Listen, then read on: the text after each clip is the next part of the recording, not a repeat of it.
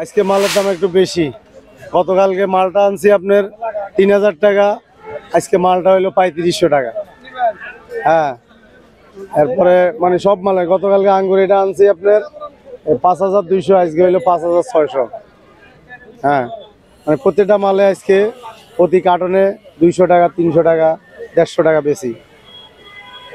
মানে গতকাল পরশু থেকে আজকে রোববার, আজকে প্রত্যেকটা মালের দামে আপনার প্রতি কেজিতে 10 টাকা হিসেবে বেশি হয়।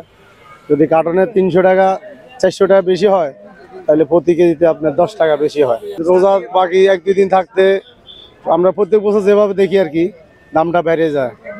ওরা সিন্ডিকেট করে বাড়ায় নাকি কিভাবে জানি, পাইকার বেশি হয় এই জন্য মাল, পাইকার বেশি হলে বেচারে বিক্রি হলে তখন বাড়ায় দেয়, ইচ্ছে করে বাড়ায়। মালটা হলো 250 আর আঙ্গুর হলো 300, এই চায়না কমলা হলো 320 টাকা। আনার হলো কি আপনার এই যে বড়টা আছে 400।